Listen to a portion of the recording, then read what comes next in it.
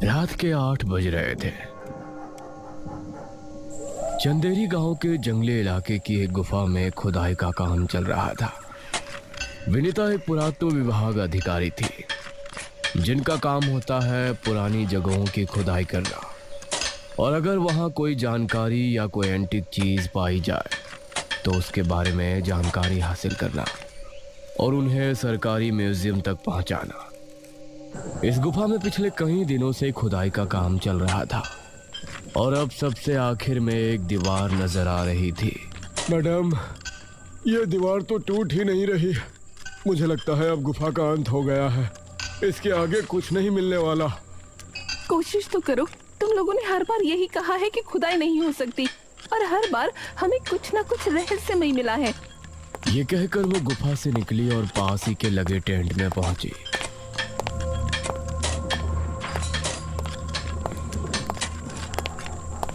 जहां रवि गुफा से मिली चीजों की जांच कर रहा था। एक किताब और एक ये पोटली। मैडम, हमें अभी तक बस ये 2 चीजें ही मिली हैं, लेकिन मुझे नहीं लगता कि इन चीजों का कोई महत्व होगा। तुमने इस किताब की भाषा के बारे में पता किया? कई इतिहासकारों को इसके अंदर लिखी भाषा की फोटो भेजी है, लेकिन अभी तक कोई भी उसे समझ नहीं पा रहा।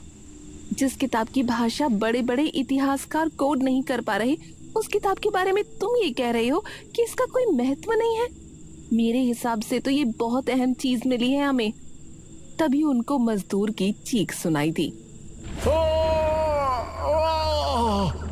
अरे, ये तो महेश की आवाज है। ये दोनों भागकर गुफा में पहुंचे।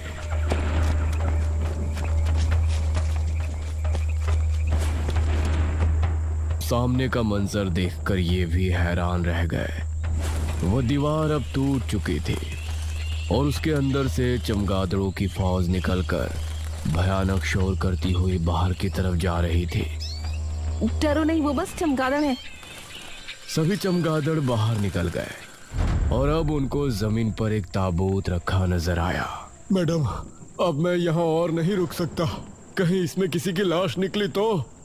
अरे बेवकूफ, इसमें कोई गुप्त धन भी तो हो सकता है। भला कोई लाश को इतना महफूज क्यों रखेगा? ख्याली पुलाव मत पकाओ, इसे खोल कर देखो, इसमें क्या है। मजदूर ने जैसे ही उसका ढक्कन हटा, उसके अंदर से एक नाक को सड़ा देने वाली बदबू बाहर निकली। उसके अंदर एक कंकाल नजर आया। ये तो एक कंकाल है। मजदूर डर गया और विनीता भी सोच में पड़ गई। तभी उस कंकाल की हड्डियां अपने आप चमकने लगी, मानो उसमें ऊर्जा उत्पन्न हो रही हो। अरे, ये क्या हो रहा है? उसे देखकर वो मजदूर और यहाँ तक कि रवि भी गुफा से बाहर निकला, लेकिन विनीता वहीं खड़ी थी। अचानक से उस ढांचे के अंदर से एक ऊर्जा निकली और तेजी से गुफा के बाहर निकल गई। उसके बाद वो एकदम नॉर्मल हो गया। वो ऊर्जा तेजी से गांव की तरफ रवाना हो गई। गांव के एक घर में मंगला नाम की एक औरत अपने पति रमेश से झगड़ा कर रही थी। मुझे 1 महीना हो गया नई साड़ी लिए हुए, तुमने मुझे अभी तक साड़ी नहीं दिलाई।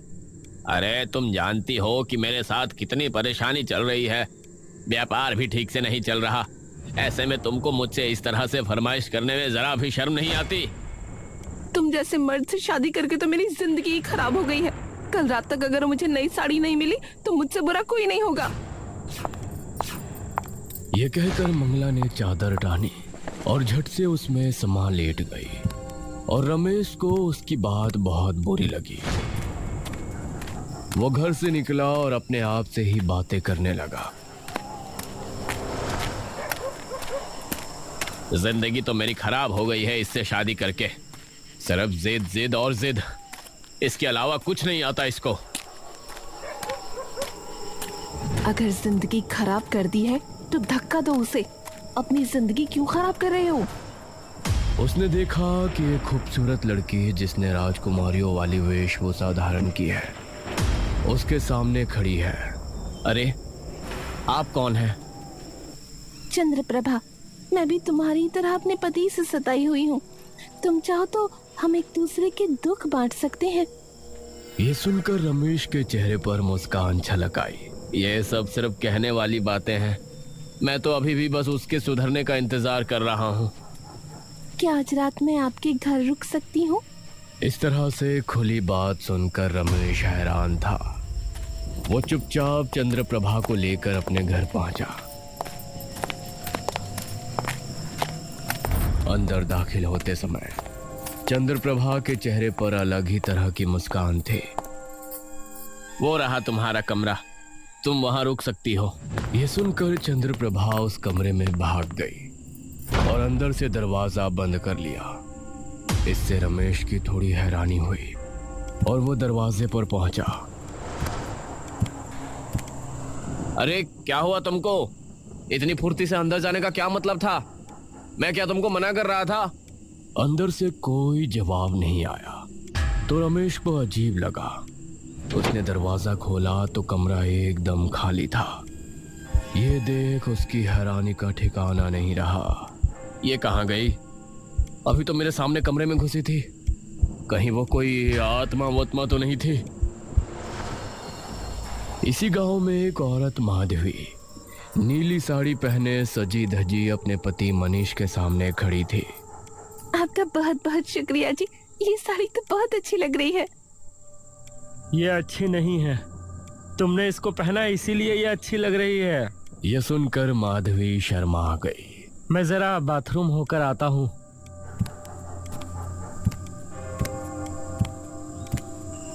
तभी दरवाजे पर किसी ने दस्तक दी। अरे इतनी रात में? तभी दरवाजे पर किसी ने दस्तक दी। अरे इतनी रात में कौन होगा? वो कमरे से निकली और हॉल में पहुंची।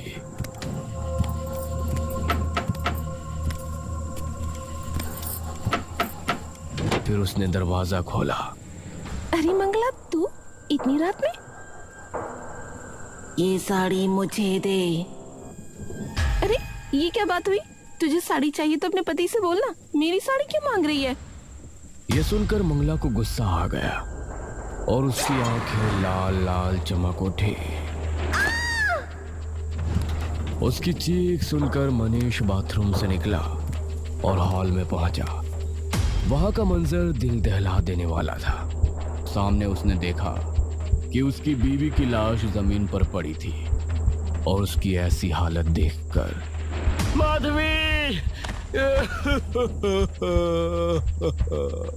मनीष उसकी लाश के पास बैठकर रोने लगा। इस तरफ विनीता रवि के साथ टेंट में थी।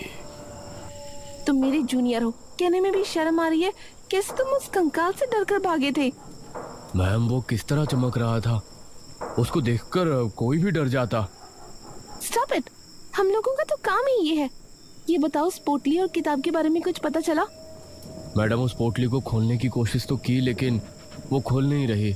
और उस किताब के बारे में एक इतिहासकार से बात हुई है। वो कह रहा है कि वो उस किताब की भाषा को थोड़ा बहुत समझ पा रहा है। ठीक है, तुम उससे बुलाओ, हो सकता है कुछ जरूरी बात पता चले।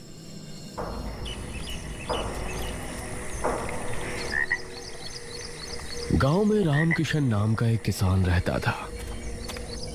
शाम के समय वो खेती करके अपने घर पहुंचा।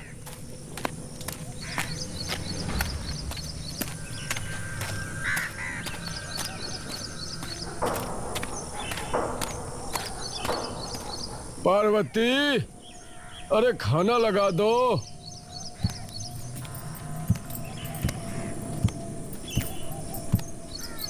लगा देती हूँ जी, हाथ पैर तो धो लीजिए। क्या हाथ पैर धोऊं?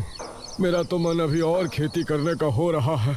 अरे जितनी फसल उगनी चाहिए उस हिसाब से मैं मेहनत नहीं कर पा रहा हूँ। अरे आप सुबह 6 बजे उठकर खेत पर चले जाते हैं और शाम को वापस आते हैं।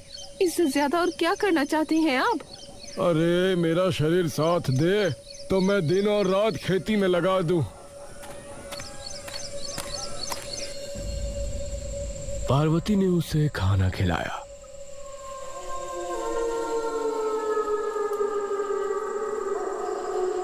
और उसके बाद दोनों अपने कमरे में पहुंच गए। उसी समय घर के बाहर चंद्रप्रभा टहल रही थी। उसके चेहरे पर एक रहस्यमय मुस्कान थी। और वो खिड़की से रामकिशन को ही देख रही थी।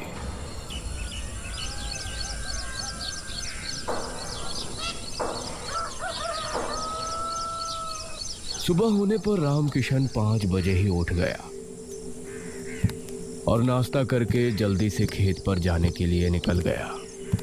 आज तो इन्होंने नाश्ता भी ठीक से नहीं किया, क्या हो गया है इनको?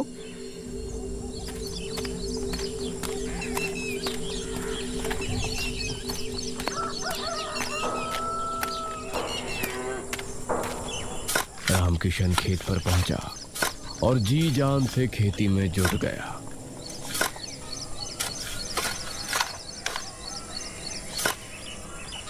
उसने दोपहर होने पर खाना भी नहीं खाया और अपने काम में लगा था। इधर पार्वती परेशान थी। रात हो गई थी और अभी तक रामकिशन घर वापस नहीं आया था। कहाँ रह गए आज ये? आज तो ये वापस ही नहीं आ रहे। पार्वती घर से बाहर निकल गई। इधर रामकिशन अपने खेत पर काम कर रहा था।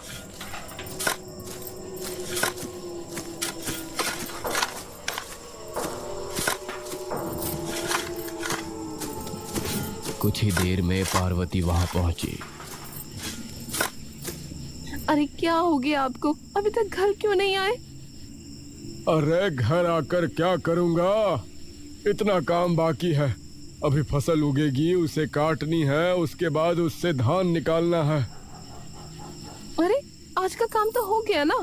फसल उगने में तो कई दिन लग जाएंगे। क्या आप जब तक यहीं पड़े रहेंगे? हाँ, यहीं रहूंगा। उसी समय एक भेड़िया खेत में घुस आया, जिसे देखकर रामकिशन को गुस्सा आ गया। अरे कहाँ जा रहा है? रामकिशन उसके पीछे भागा। अरे कहाँ जा रहे हो आप? वो कोई कुत्ता नहीं, भेड़िया है, आपको चीर फाड़ देगा। तभी भेड़िए की गुर्राहट खेत में गूंज गई। पार्वती भागकर रामकिशन के पास पहुंची तो सामने का मंजर देखकर उसकी रूह कांप उठी। भेड़िया जमीन पर पड़ा था और रामकिशन उसके शरीर को लाते मार रहा था। मेरे खेतों को नुकसान पहुंचाएगा तो मैं उसे ऐसे ही कर दूंगा। रामकिशन की आंखें लाल लाल चमक रही थी। ये देखकर पार्वती बुरी तरह से डर गई। इस तरफ विनीता और रवि से मिलने एक इतिहासकार पहुंचा। मेरा नाम देवी प्रसाद है, लाइए मुझे वो किताब दिखाइए।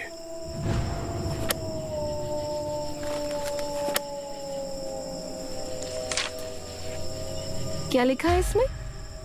चंद्रप्रभा प्राचीन राजा विभीषण प्रताप की पुत्री थी।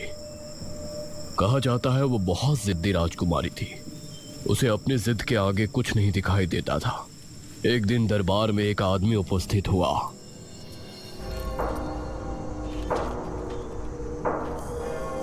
महाराज, मैं आपके पड़ोसी राज्य माधवगढ़ के राजा सुरसिंह का दूत हूँ।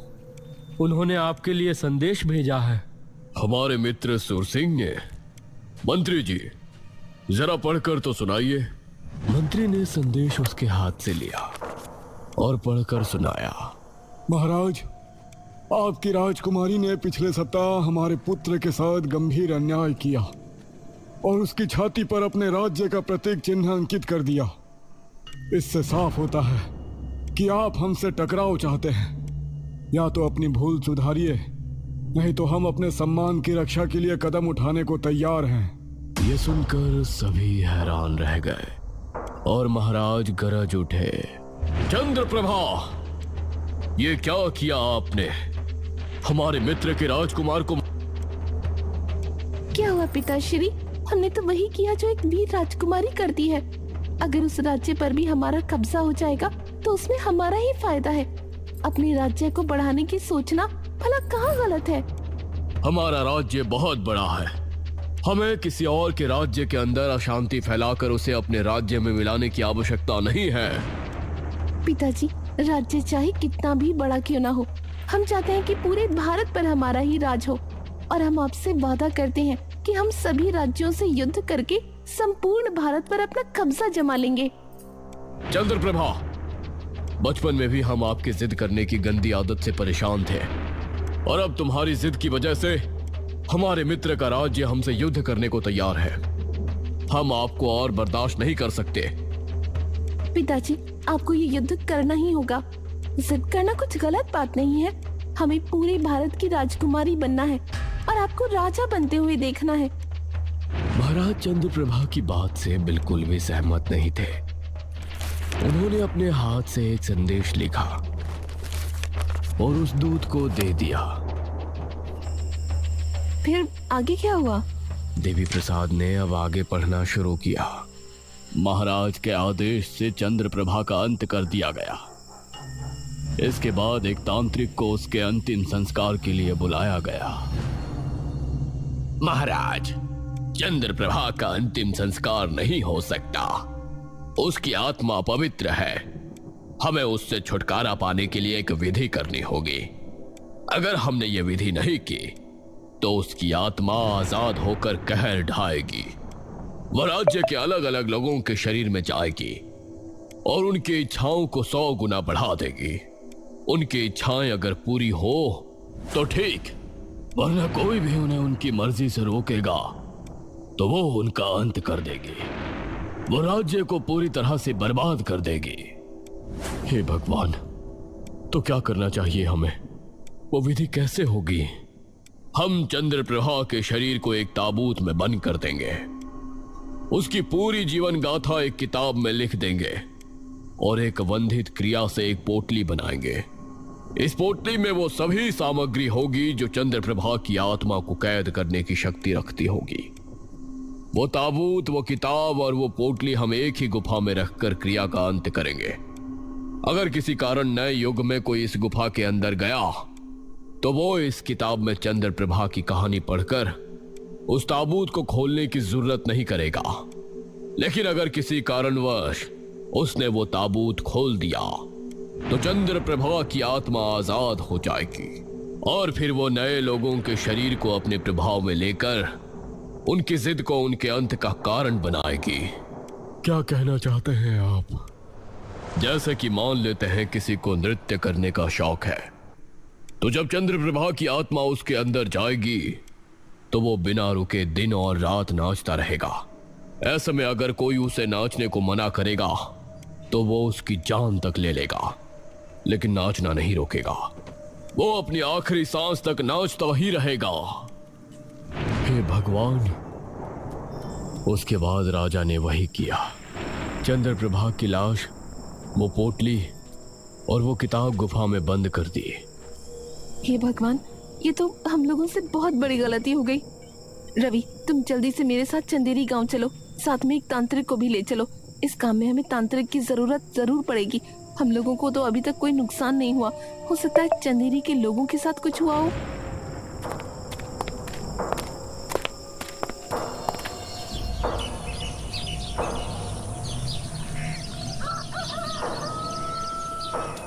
अगली सुबह विनीता, रवि और एक तांत्रिक के साथ चंदेरी गांव पहुंची।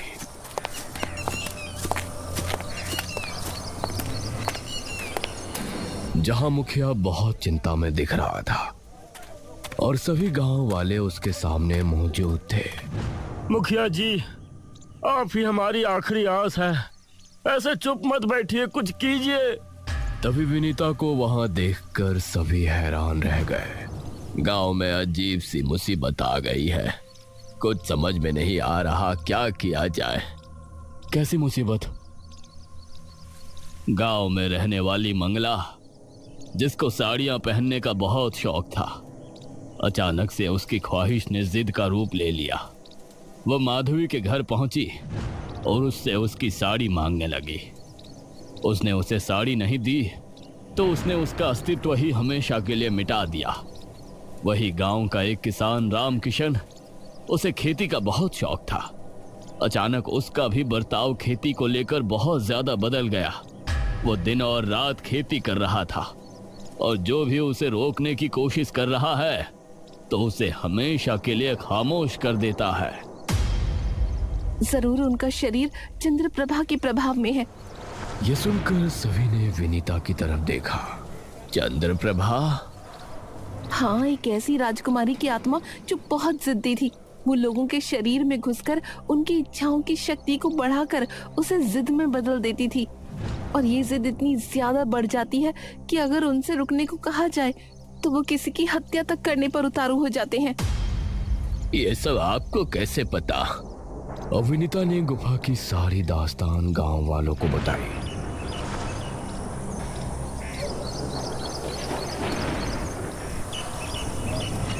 जिसे सुनकर मुखिया भी बिगड़ गया। इसका मतलब है कि गांव पर जो भी मुसीबत आ रही है उसकी जिम्मेदार तुम हो। तुम्ही ने उस आत्मा को आजाद किया है। मैं आप सभी से माफी चाहती हूँ, लेकिन मैंने वो जानबूझकर नहीं किया। मैं तो बस अपना काम कर रही थी। तो अब आपके पास क्या उपाय है उस समस्या का जो आपने पैदा की है?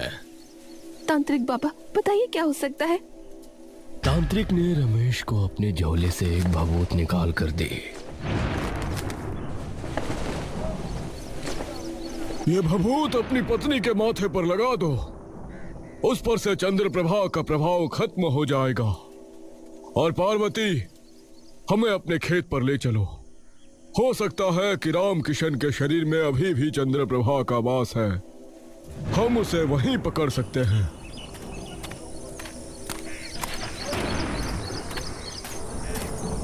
रमेश वह भभूत लेकर अपने घर पहुंचा।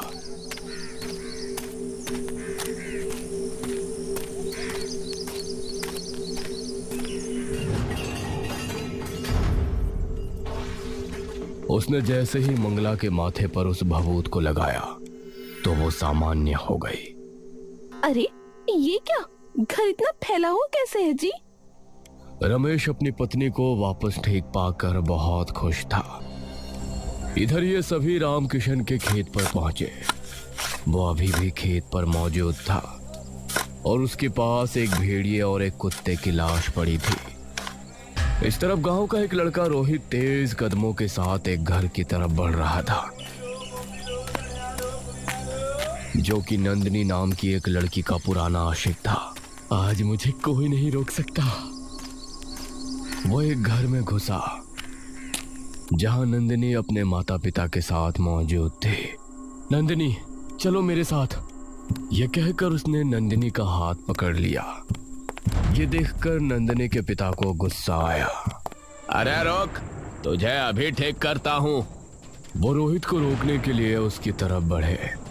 रोहित की आंखें लाल लाल चमक उठी। रोहित ने एक ही हाथ से उसे दूर धकेल दिया। ये देखकर नंदिनी और उसकी माँ के रोंगटे खड़े हो गए। नंदिनी की माँ कमरे से बाहर निकली और बाहर से कुंडी लगाकर घर से बाहर निकली, लेकिन आस पड़ोस में कोई भी मौजूद नहीं था। इस तरफ ये सभी राम किशन के सामने खड़े थे। चंद्र प्रभा, राम किशन के शरीर को छोड़ दो, वरना अच्छा नहीं होगा। नहीं, मैं मेरे खेतों को छोड़कर नहीं जाऊंगा, कहीं नहीं जाऊंगा मैं। ये सुनकर तांत्रिक आगे बढ़ा और उसने अपने झोले से भभूत निकालकर राम किशन के माथे पर मल दी।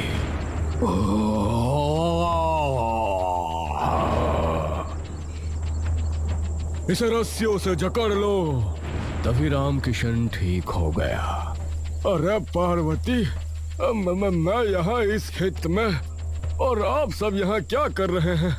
ये देखकर पार्वती खुश हुई। आप ठीक हो गए जी? बाबा, इसका क्या मतलब है? राम किशन तो ठीक हो गया। इसका मतलब है कि राम किशन पर भी सिर्फ उसका प्रभाव था।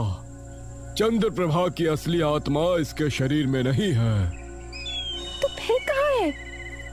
तभी नंदिनी की माँ वहां पहुंची, जिसकी सांसें बुरी तरह से फूली हुई थी। मुखिया जी! अरे मालती, क्या हुआ तुमको? मुखिया जी, रोहित नाम का एक लड़का मेरी बेटी नंदिनी को पसंद करता था। आज वो हमारे घर में घुस आया। उस पर खून सवार है। उसने नंदिनी के पिता को मार दिया है और नंदिनी को जबरदस्ती घर से ले जाना चाहता है। मैंने उसे कमरे में बंद कर दिया है और आपको ढूंढती हुई यहाँ पहुँची हूँ।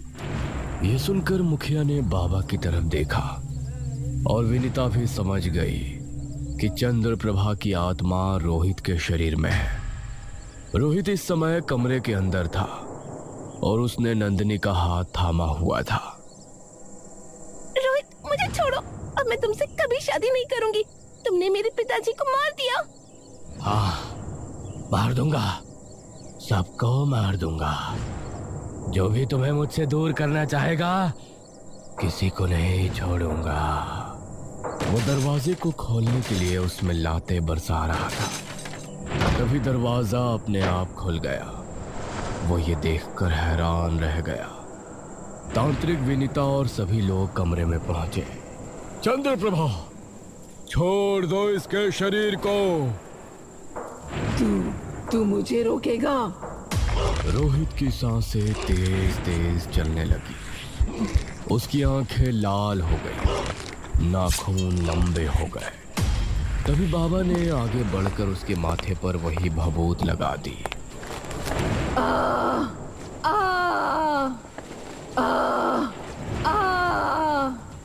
इसे जल्दी से और गुफा पर ले चलो। गांव के लोगों ने मिलकर उसे इसी गुफा के अंदर पहुंचे। गांव वालों ने उसे पकड़ रखा था। तांत्रिक ने उस पोटली को सामने रखा और कुछ मंत्रों को उच्चारण करते हुए उसे खोलने की कोशिश करने लगा। मंत्रों की शक्ति से वो पोटली आसानी से खुल गई तो उसके अंदर एक मटकी रखी नजर आई, जिसे देखकर वो बुरी तरह से चीखने लगा और सभी गांव वालों से खुद को छुड़ाकर भागने लगा। लेकिन तभी बाबा ने उस मटकी का ढक्कन हटाया और उसके अंदर से धुआं निकलने लगा। ये धुआं रोहित के आसपास इकट्ठा हो गया और फिर रोहित के मुंह से चंद्रप्रभा की आत्मा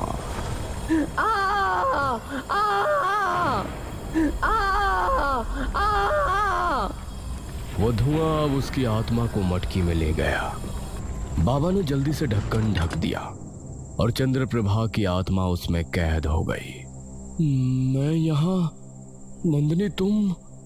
वो अपने आप को वहां देखकर हैरान था क्योंकि उसे कुछ भी याद नहीं था। तांत्रिक ने मटकी को ताबूत के अंदर ही रख दिया। वो किताब लाओ। उसने किताब को भी उस ताबूत पर रख दिया और विनीता से बोला, इस गुफा को दीवार बनाकर फिर से बंद करना आपका काम है। जी बाबा जी, आपका बहुत बहुत शुक्रिया।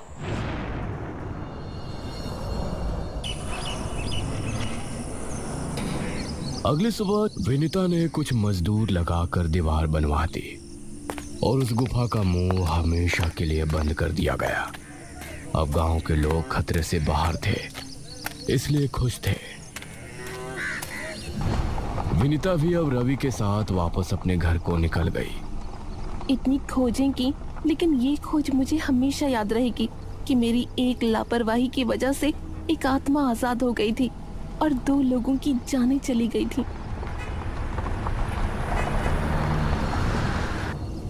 कहने को हम एक आधुनिक युग में जी रहे हैं जिसमें हम दिव्य शक्ति, भूत पिशाच और आत्माओं को बस एक अंधविश्वास मानते हैं। लेकिन कभी कभी कुछ ऐसी घटनाएं घटित हो जाती हैं जिनके बाद हमारी सोच काफी हद तक बदल जाती है।